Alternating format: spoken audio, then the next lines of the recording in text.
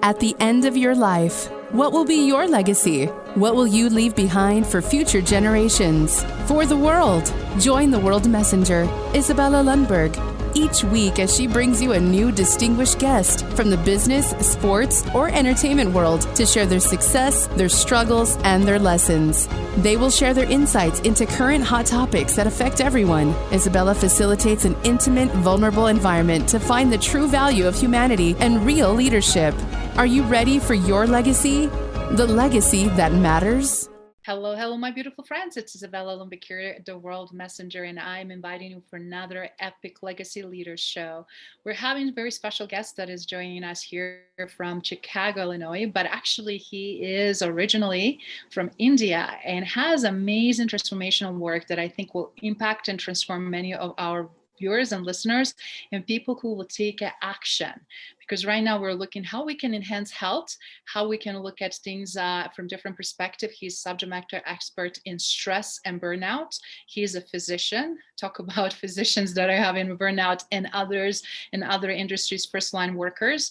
And someone that has amazing spiritual and medical foundation in everything he does. And he is also a great coach that is helping people with burnout as well. So without further ado, I will let me introduce you to Dr. Rao Kolusu. Dr. Rao, how are you? I'm fine, Izabela. How are you? I'm nice to be here. Fantastic. I'm so glad you could find in your busy schedule time to be with us. I know you've been very active in so many different platforms with your personal practice and everything you do. Guys, if you're not active in Clubhouse, you're missing out. Dr. Rao is pretty much everywhere. We keep bumping into each other in so many different rooms as well. In my room on the leadership roundtables, where he always contributes some great value. So Dr. Rao, thank you for doing that and being so gracious to give us so much great insight, specifically in times of transformation and turmoil and conflicts and burnouts and change. Yeah, exactly. Yeah. So do you mind sharing with us just a little bit? You're originally from India. What part of India do you grow up and what inspired you and transpired to come to US? I was in southern part of India, a state called Andhra Pradesh and Guntur city. That is very well known because a lot of my colleagues are here. We are preparing doctors there and then we're coming here and settling down, I came very early in 1980 and then I pursued a residency here and then I established a practice and settled down here. I was here a late part of 1981.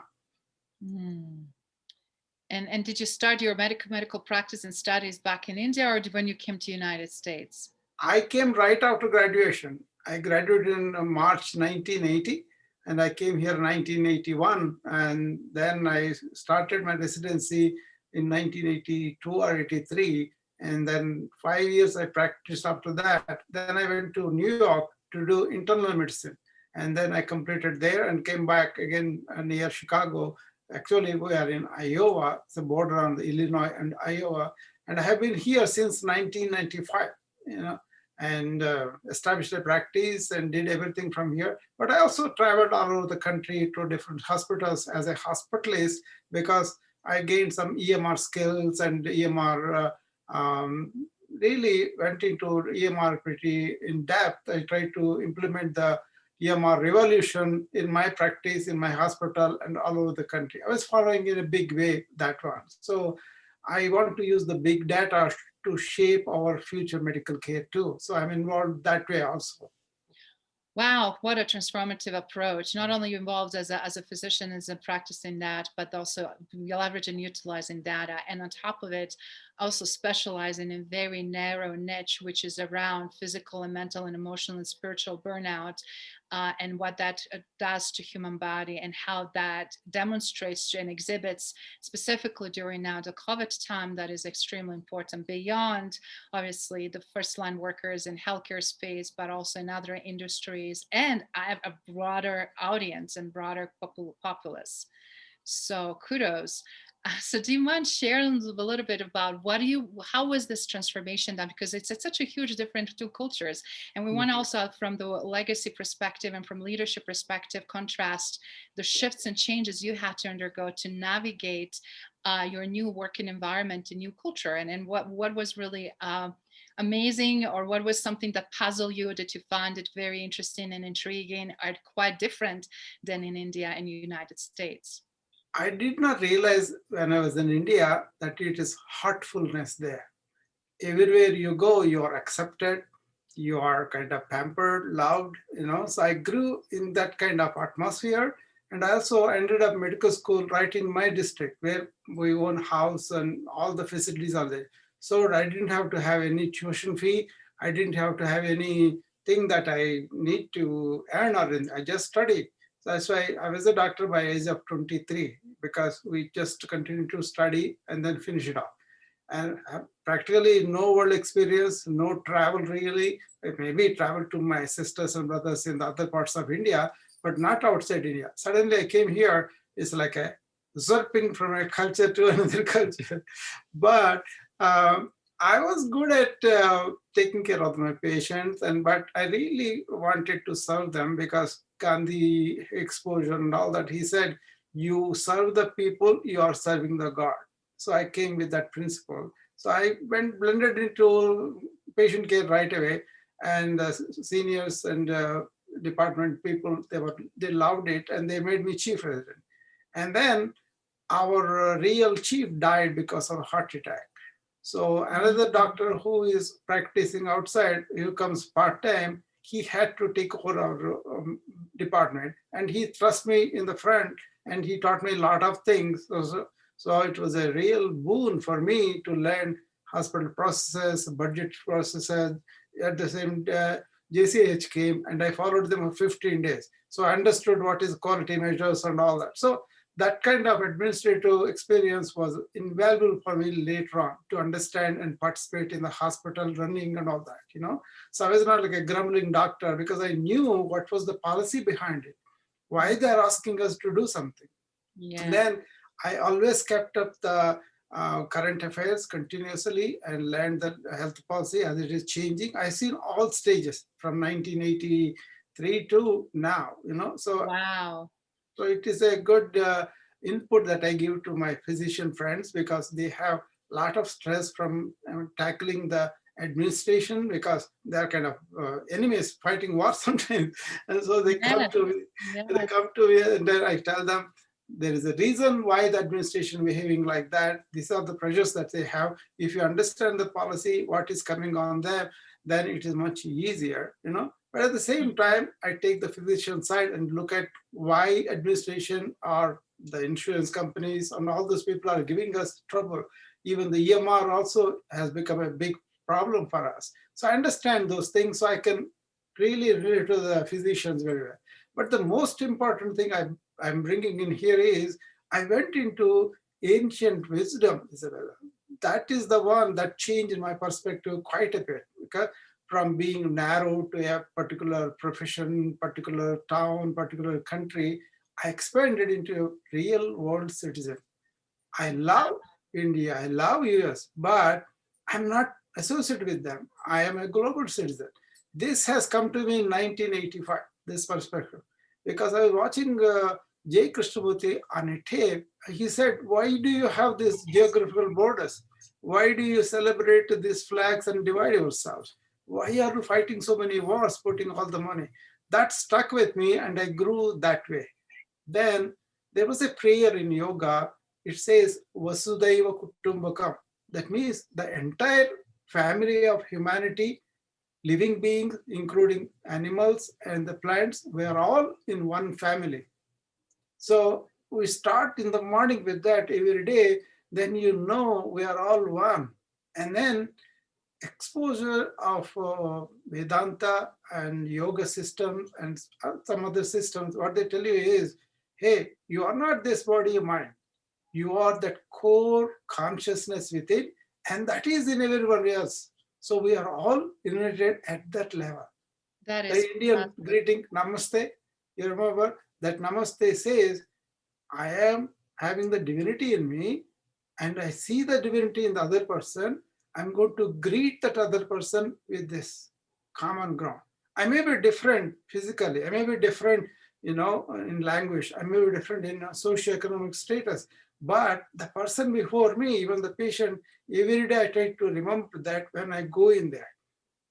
That is great. And thank you. You shared a lot of there. And then if you don't mind, I'm just going to reflect on some things you already shared so that people that are listening and watching and have opportunity to not to miss on some of these highlights.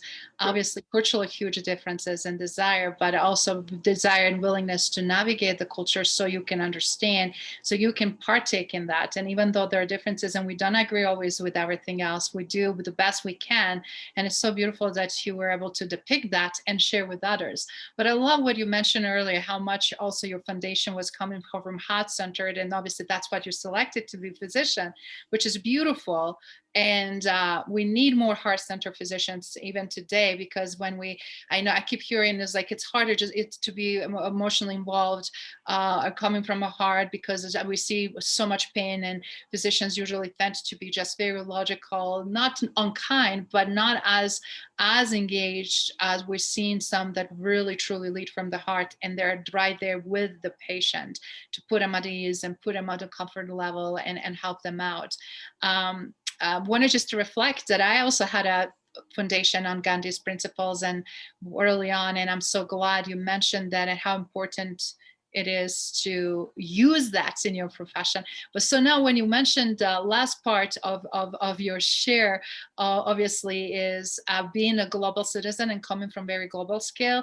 I love that you bring in this connection, specifically the time that we live in the world where there's so much disconnect and so much conflict and loss for identity and loss of countries or wars or different environments. But even in the United States, as we're experiencing right now, a lot of turmoil. Do you mind sharing a little bit about that? Yeah, it pains me to see the planet is going down and we are contributing to that. Especially when I went and studied how the ancient cultures, not just in India, but in America, in Egypt, in China, and everywhere, if you look at it, they are more eco-friendly and they contributed to the nurturance of the regeneration of the planet. Whereas we kind of took a turn consuming the resources of the earth, not really regenerating them, as if there is no tomorrow. Virus, for example, it has come all over because we became a global village and we are traveling a lot. And then we are really too many people. It's like a globe, so many flights going around, the planes are going like that. That's why I also follow the antibiotic resistant Izabela from 1983 or so. It was very important at the time. And then as I follow that, what happened was all these viruses kind of our own problem. They used to be identified and kept to that village and they did not come out. But now we come out, we travel all over. That's a good thing. We are mixing with each other, but then also we have the possibility of carrying things that were not really that possible before, and they are coming in. And then they canceled this entity they established before. Obama, other people also used it. They wanted to isolate these viruses when they arise. They send epidemiologists and then get the report quickly. I think the previous administration canceled that. Then we got all the virus. Also, other countries where it originated from, they were trying to protect the commerce rather than the people. And they were not really feeling brotherly. They were feeling like, let us protect our thing. That kind of division, instead of being we are all in this together, has made us go all over. This spirit that we are all one, there are no others, would really unite us here. Even the diversification and all that will happen here because we think that is somebody else and we have to fight against them. Then we are having this kind of policy, this kind of behavior. But I have a lot of people who are all over the world. I don't have any difference. I love Clubhouse mainly because of that. I'm meeting people from all over the world with no reservation. I don't have to assess or I don't have that spirit of separating anybody. When a reunion like that, how many things are coming out? Isn't it true? The Clubhouse is doing wonderful things with that regard.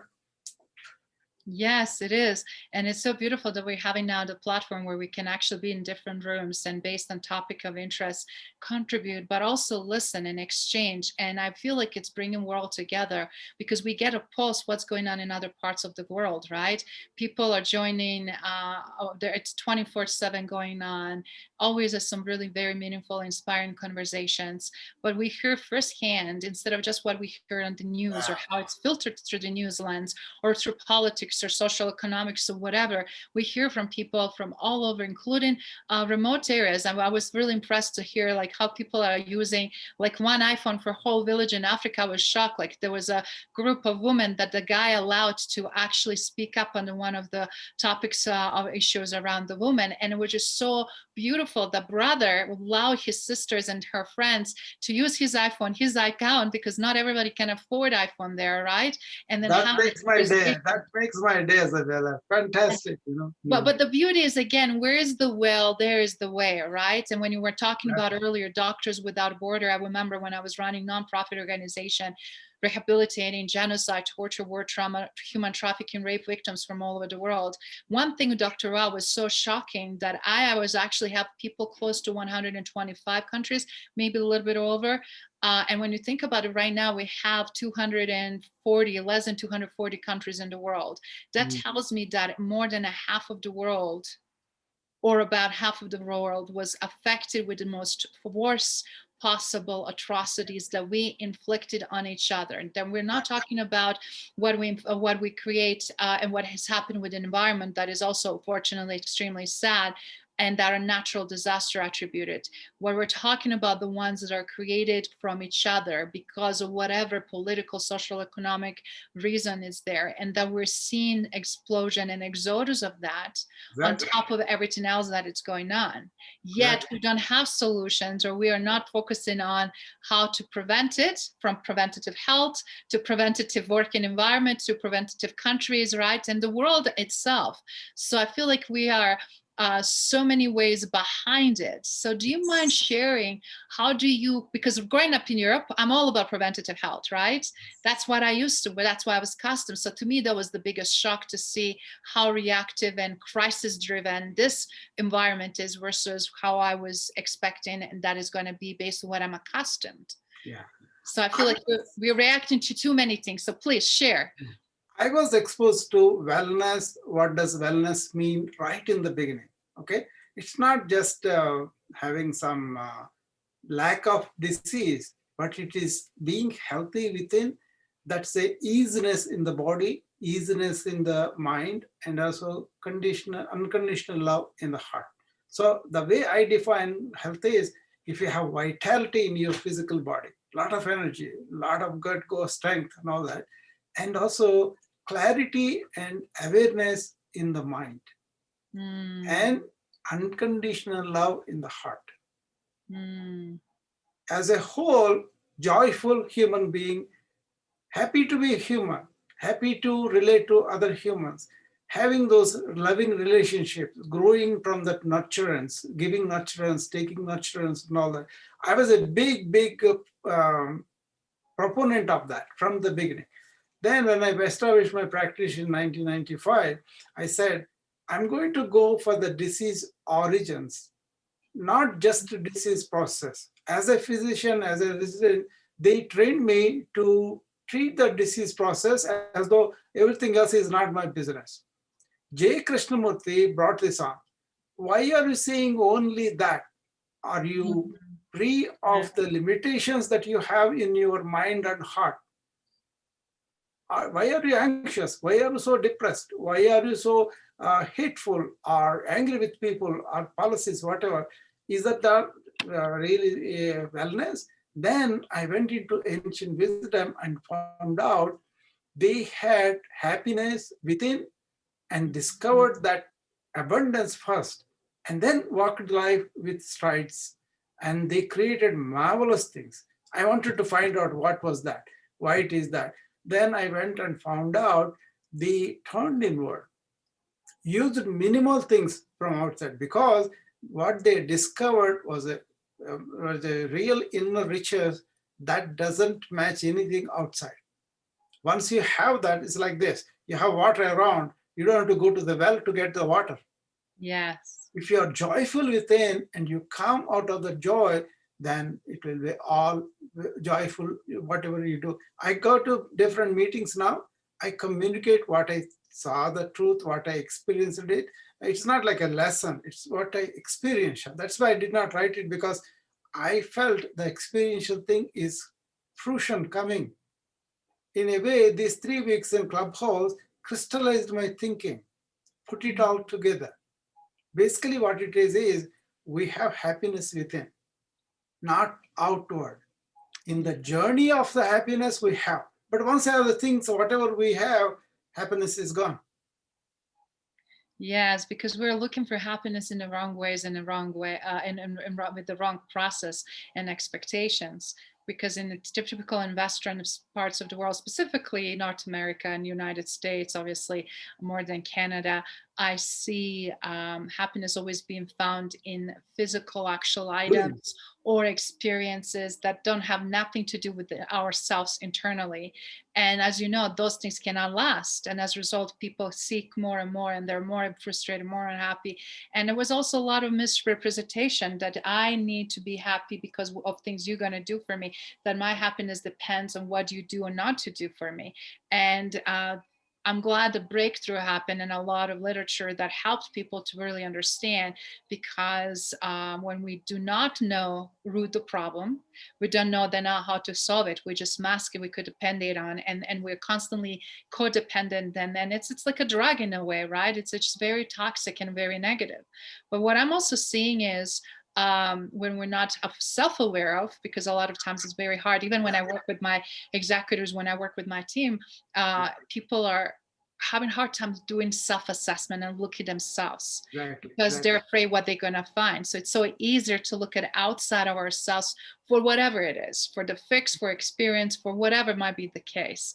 And as a result, it's so easy to creep into burnout. It's so easy to creep in exhaustion because we're not in touch what we're eating, how we're eating, how much we're sleeping, what activities we do, what is good for us, right?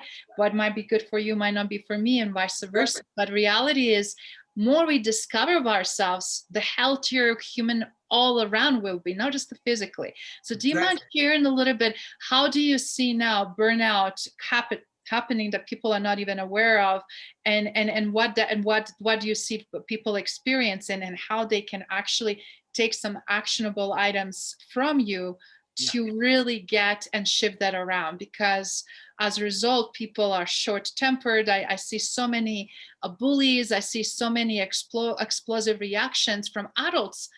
And it's like, wow, where's the self-regulation here? And which is very shocking to me. So do you mind please sharing a little bit about that? Because I think audience would love to learn. Yeah, the human being has 2 words, right? Human and the being. The human is from the humor, which is the body and also the mind.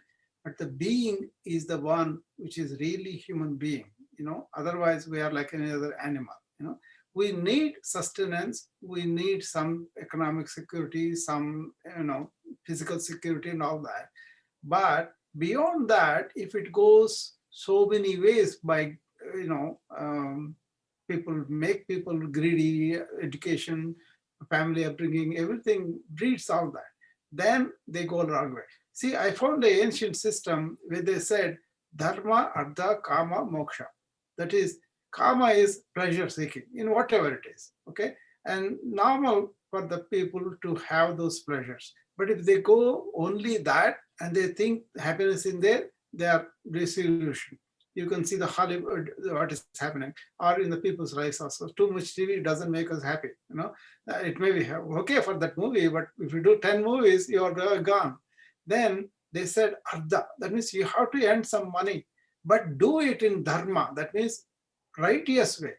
What is legal, what is moral, what is equitable, what is not stealing from somebody. That is the one. So you live with desires that are normal. You earn money without any hanky-panky. And then you go to the last phase where you are getting old, moksha. That is the liberation from your own mind and establish yourself in that real consciousness, real awareness, real coreness. Once you are there, then you advise the young people coming up, the people who are making money. So the whole life was balanced. Now, only pleasure even the end of the stage. So once we realize that, we'll place things in their proper perspective, and now we turn for our own mental peace and happiness with contemplation, with meditation, with understanding what are these forces are acting on us, like news, media, or electronics, and they have their place. I used my devices too, but we should not make them our bosses. So understanding where everything fits, and then what I do with the physicians is, okay, you have this feeling, you have this thought that I'm not able to do this job. And that gets worse and worse and worse every day because so many things are coming on them. They're encroached by so many stimuli. What they have to do is, thought and mind are my tools. I am not just the thought. Use the thought effectively, but don't make it your enemy. So I went into that and found out there is nothing like a mind, only thoughts. Once you concentrate, come to one thought and able to really slow them down, go beyond it, it will be under your control. This is for my informational overload page. I did thesis for my MBI on information overload. This is really true. Doctors are overwhelmed by information overload at the time. So I had to examine that. I was benefited personally because I knew how to stop the thought when I don't want it and get into that when I want it. It's not like overwhelming me. See, I'm participating so many clubhouses, right? Every time I come, I forget about that next time. That is the key. How to manage your body, your thoughts, your feelings, because you are in charge of them. They are not you. The ego is your slave, not your master. It's a good slave, but poor master. We have to have the ego, but not out of control, like taking care of ourselves. Suppose they say, oh, thank you for giving your vulnerabilities. What does it mean? The vulnerability came out because ego took a backseat. Then we like them. Hey, you showed you're vulnerable. You are not pretending I don't have it, and your ego is telling you like that. Once they put the ego aside and show us the vulnerability, we like it. We respond like humans. We respond with support, with love, and all that. So physicians are really brought up to raise their ego. And then when they go to the hospital, now they made them more like a help. You're one of the crowd. So their egos get really hurt and they really suffer internally. So they came there to serve the patient, they forget about it and they think they're so big, and suddenly system says, no, you're part of the multidisciplinary team. You have to work with everybody. That is the change, cultural change physicians are not able to have. And the same thing with a general society too. That is a good point. That is very, very good point. That we have to, no matter which profession we're in, leave our ego aside and then treat people as an equal and have the genuine interest for their well-being. Because every time when we have this power dynamics, we know what happens. Power dynamics get out of hand, and then others are like feeding off of it while the other one's starving. And as a result, we're having people that are not doing very well mentally, emotionally, that wanted to quit, and that are actually going through major burnout because of the pressure, because it's hard to constantly be, in a very toxic, negative environment, isn't it? Yes, very much so. There is a technique in yoga land. What it is every time you have a negative thought, immediately replace it with a positive one. That's the if you do that, then you don't grow the negative to go deeper and deeper. But if you go to sleep with it, you raise up with it, then what happens? For example, I don't go to sleep with all the things that accumulate to the day. I do what's called cleaning the mirror of the mind by going through all the events of the day and resolving them. Suppose I have to do something tomorrow. Why do you have to sleep on it? I write it on the paper. This is my list of things I have to do, and forget about it for the night. So that's the cleaning of the mirror. That's something I teach people. They say it is hard to do, but they attempt to do it, they will be able to do it. So before bed, Izabela, just close your eyes for 5 minutes, just to go through all the things happened through the day. And then suppose somebody said something to you, somebody had an argument with you, don't carry the remnant of the thoughts with to the sleep. Then when you get up, you start them again, they become very strong. So true. If we're not aware of what will affect us and not knowing ways to detach from it, that is creating the pain, that is creating sleepless nights or shortcomings or aggression or whatever, anger or sadness or depression towards ourselves, towards the other people. And we carry that from day to day. It's like that extra weight on your back that you don't even know what holds you not only back, but also what really takes you down even more so. And that's that level of burnout you're talking about. Right now, we're having burnout that is caused by so many factors, right? Because so many things are uprooted and disrupted.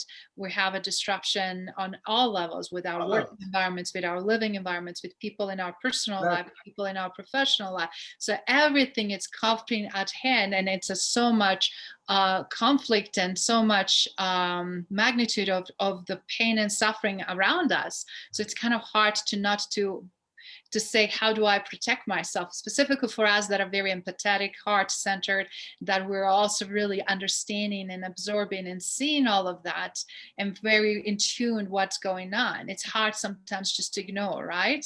Yes. More than ever, it's needed that self-care. So what I'm hearing you suggesting is closing your eyes for 5 minutes, reflecting on the day, negativity to let it out, replace it with positive framework so that doesn't go and take you to the sleep and does not come back next day. And then actions. What do we need to do? What do we need to do to implement and move things forward? But do you mind sharing? You're using yoga. You're using a lot of yoga. So do you mind sharing a little bit? You said with the breath work and all of that. So do you mind sharing some really simplistic stuff, please? I integrate yoga into our daily life. You can do special session if you are interested. I will teach you advanced yoga with meaning and all that, breathing also. But you can do head to toe yoga in 5 minutes. So I give the routine to the physician like this. For example, somebody like me, what do? I get up in the morning and then do a few stretches, then go and take shower. In the shower also, I want to be in the present. Even before I raise up from the bed, I first wake up, then I want to be in the silence for 1 minute.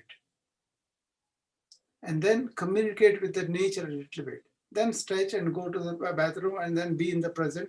Then when I'm driving to the hospital, I may do some breathing and stretches in the car if I don't have that much time. Sometimes we don't have the time. You have to go to the hospital. But when I'm going, instead of hurrying, I get myself down to calmness and easiness by taking deep breaths while sitting in there. Simple. Every time I stop, I take 3 deep breaths. I kind of clone them. Driving, traffic stop come, I have to stop there. While I'm there, I just take deep breaths. Sitting there with the spine erect, and you take deep breaths with the mouth closed, take all the way 3 breaths. And that is integrated in there, right? Then I go to the hospital. I try to park the car away from the main entrance as much as possible. If there's no snow, no ice, nothing like that. Then I walk with a long stretch, long stride. That also relaxes the mind. See, most of the time we get relaxation after walking and also exercise there. Then I don't take the elevator, I take the stairs, but 2 steps at a time. Integrated. I'm going to the same place, but it is there. Then I'm walking the long corridors which we walk in the hospital. I try to walk in meditation. This is how we integrate everything. simple yet very powerful. And then for people that are not working in offices, they're working from home, Yeah. similar things, stepping away from the desk, stepping away from the house or apartment, wherever you might be residing and working from, Yeah. going outside, coming back in, Yeah. and you know, Office-based yoga. Simple. I devise this for the people of the secretaries, all the way sitting down.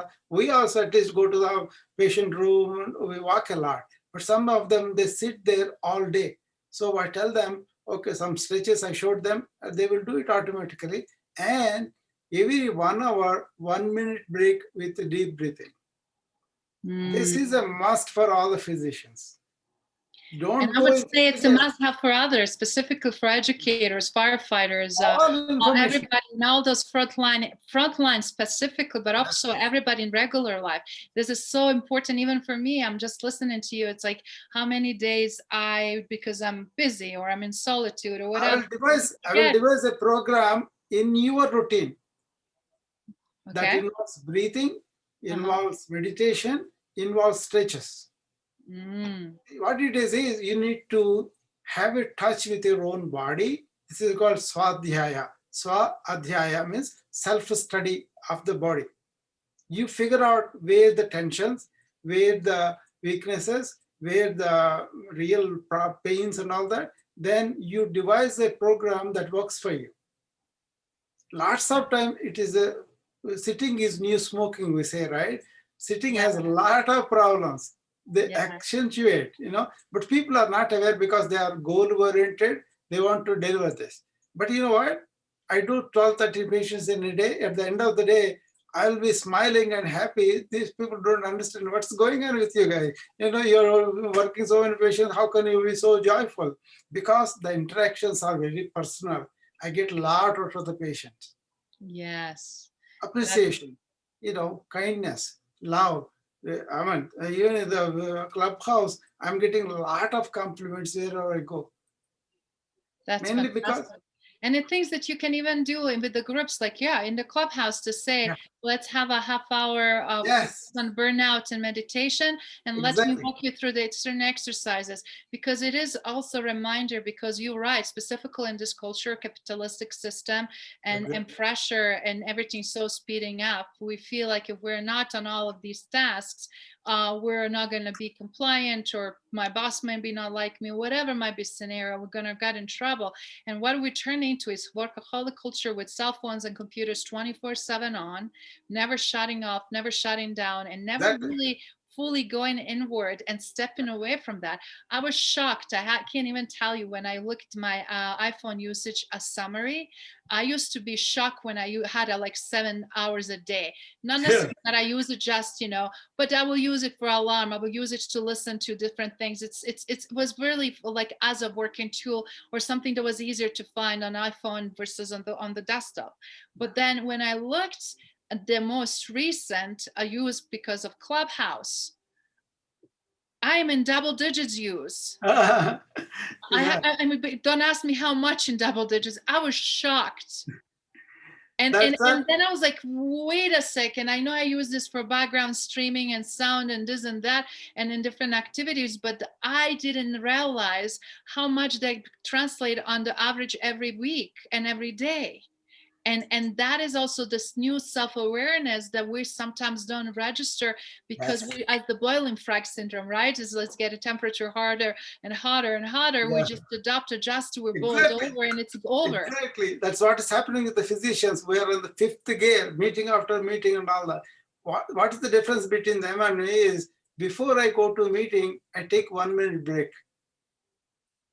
When I'm eating, I sit down and eat, not in a hurried way, enjoying what I'm eating, chewing slowly. It takes the same 10 minutes, just the process, Yes. What do you say to yourself? I'm in stress and rush, I need to fire up?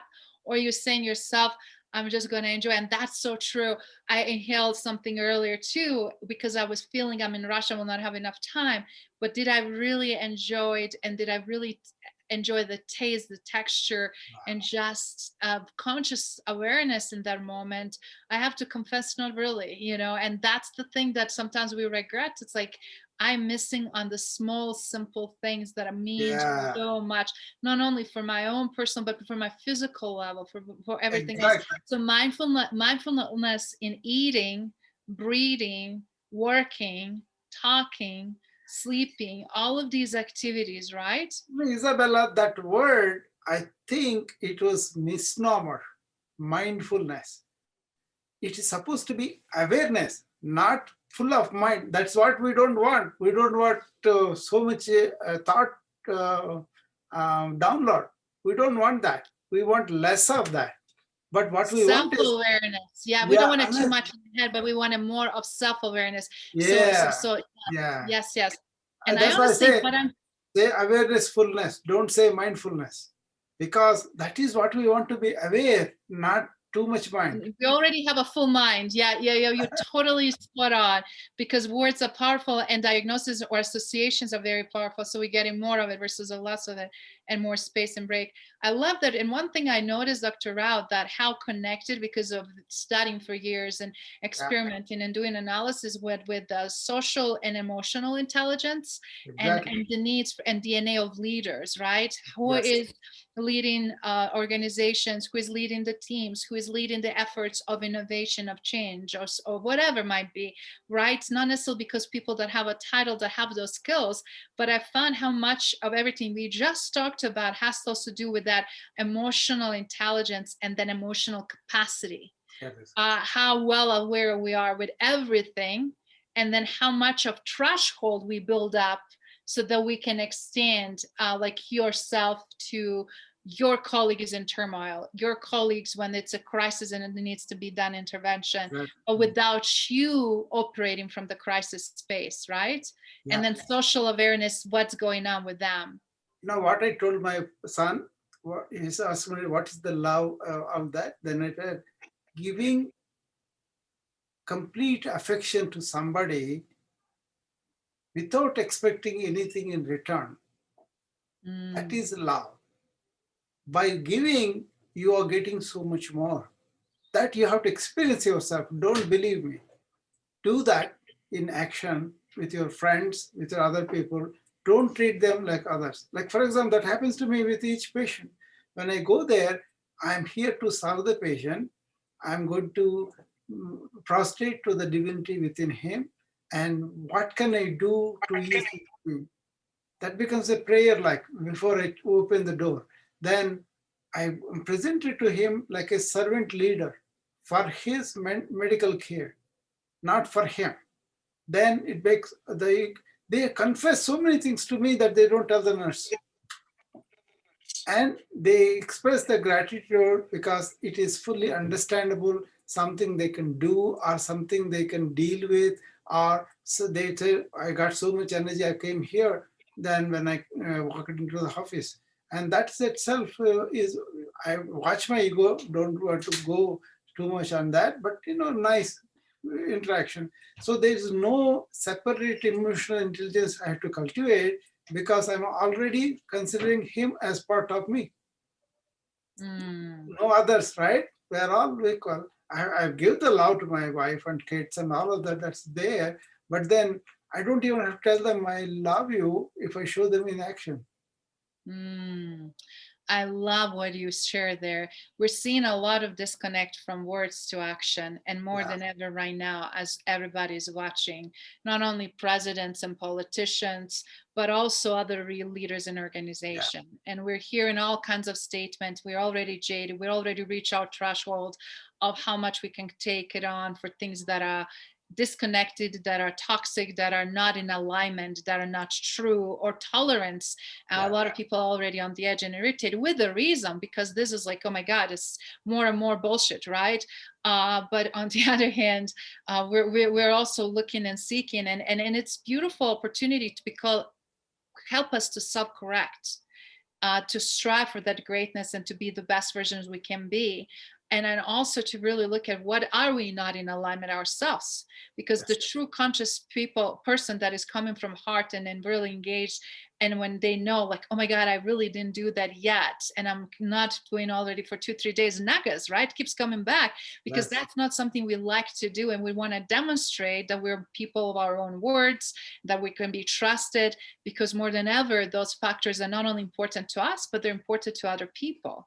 So I love what you said, how it's important to demonstrate, because that also helps minimize that stress in the background and pressure and anxiety and other stories that we tell ourselves subconsciously and consciously. So whatever we can to eliminate that, right, and strip and make things easier, more balanced, more harmonious, will be tremendous. So do you mind, since we're getting on top of the hour here about our conversation on the Legacy Leader Show today, do you mind just sharing some actionable items or things, at least, or even just if it's a quote or statement or something that you distilled over the years that really will help people to be aware of, or just something to always keep in mind, so they can better self-regulate, self-manage, and be able to have a much more stress-free, fulfilled life despite of challenges? The first thing is, be conscious whatever you're doing. Be conscious, be in awareness, be in presence. All are the same word, but be conscious. Don't do things unconsciously. Don't think unconsciously. Then you are in the present. You are living. You are in real life. Don't live in the past. Don't project into the future, but live in the present. So you have to remember all the time, am I in the present or not? So I used to have it on my watch. Am I in the present? AIP. Am I in the present? That is to flash. Whenever that flashes, then you know you can come back to the present. That becomes a habit because you are very attentive to whatever you are doing. That itself feeds you. You are in the flow. Today morning I was discussing about flow. They said, I'm in the 9th store, they're in the first store. They could not understand, but I explained very carefully. But they are all projecting something in the future, discussing something. You have to be here and now, in the present. That's the first thing. Am I conscious or not? Once you start there, then whatever you do, enjoy it and do it with complete attention. Eating, sit down and enjoy the food. Chew, taste it, smell it. Italians do that, they take 1.5 hour lunch break. They eat small piece of 20 items. No big servings. That's a wonderful practice. Sit down and enjoy with people who you are spending time with. If you are completely with it, attention to every action, then that is fruitful. We are hurried, we are going to some goals and all. Next thing is, not all the doing. Do it in a constructive way. Be, do, have. And by being, doing, and having, that is where the cycle of everything. That is such a beautiful reminder. Doing versus being. I think the whole society is going doing. Towards what? We don't question that. That's the second thing, And the third thing is, what is the real purpose of human life? Do you want to eat to live or live to eat? Yes. I eat to live, and that concept took me. I mean, I was always in that mindset, but I never understood when people were saying, "Oh my God, I can't just wait to eat again," or whatever, or And then I know for a lot of people, food or different types of things, outlets for their comforts. It's an outlet for the comfort, right? Or whatever it might be. We find different ways for different pleasures, but it's more we're aware of what we habitually do. Better self-discovery, right? Exactly. If you break the habit, then you are in the present. Yes. Otherwise, you're habitual. Habitual, especially inside, is not good. That is so beautiful. Yeah. And then I told you about what you do before sleep and after sleep. What I do is, I put my devices to sleep first, then 10 minutes later, I go to sleep. Don't take them to the bed. Okay? Don't wake them up before you wake up completely. And the other question I put up is, if I wake up in the day, am I woken up from my 30 years of experience? Am I speaking from that? Or am I seeing Izabela for what she is now? I may have an image about her from the past. Am I relating to that image or to Izabela right now? This happens with the patients quite a bit. They come, sometimes they get upset with our whatever in the office, right? And then they kind of take it out on the nurse or abuse them and go. And we have bad taste about the patient because he is not fitting the politically correct etiquette. Then next time he comes, I cannot carry that prejudice against him. He might be regretting. He might have forgotten. He is in pain probably. That's why he came to me for help. I cannot bring that prejudice. That is what, don't bring all the past knowledge of people, especially relationships, husband and wife, son, or everybody. Don't bring that in. First, let the love come, and then you can tell them nicely about things, and then that will be resolved. That's fantastic. Thank you so much for sharing. And I wanted to thank you for your time. I know you have so much wisdom and knowledge, and I'm excited to hear how you're going to format that in a great future book and your future writing.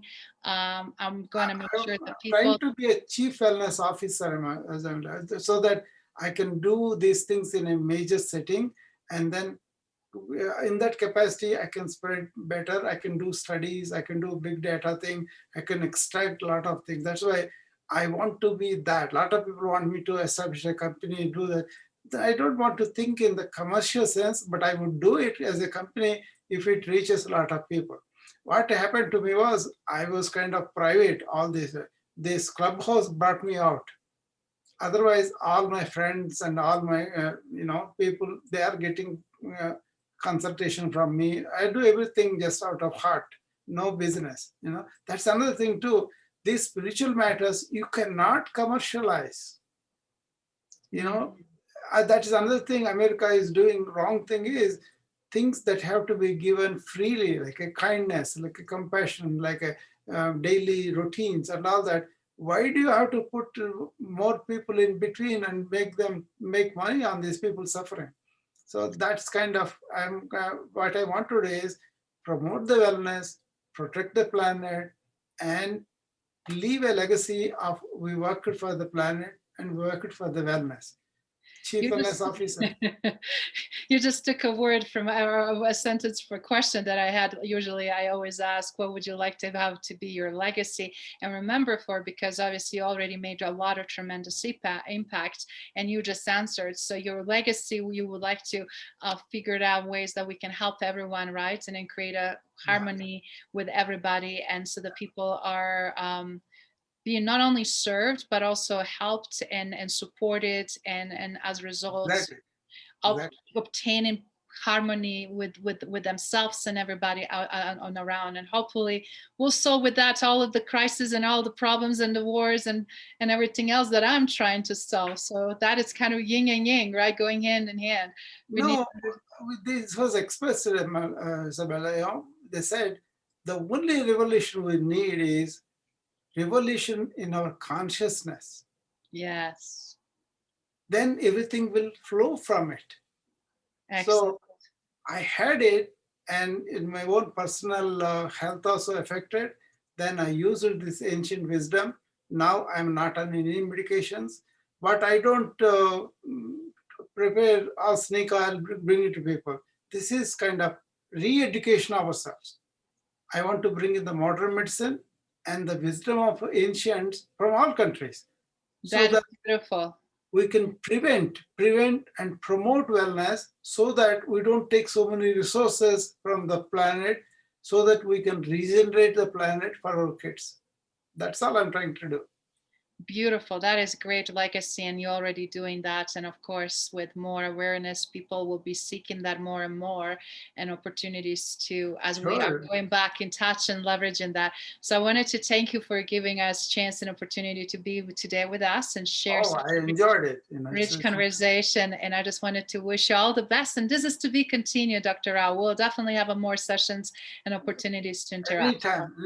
I love the way you do the moderating, and I love the way you do everything like giving chance to people and then getting into a discussion, not just turning, but you express yourself. I love it. Thank you. That's what it's all about. We can learn all from each other, and it's all about inclusiveness, right? Sure, yeah. They said something about the compassion. Somebody said, I want to be very compassionate.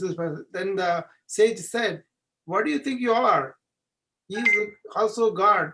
The God is there in them. So go and serve him. Don't say you are helping him.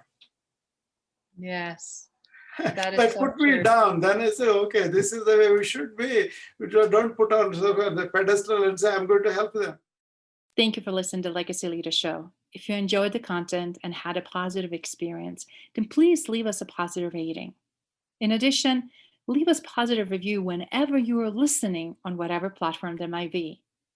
Make sure your friends and family also know about the benefit and value that we provide and what we have to offer. Cheers.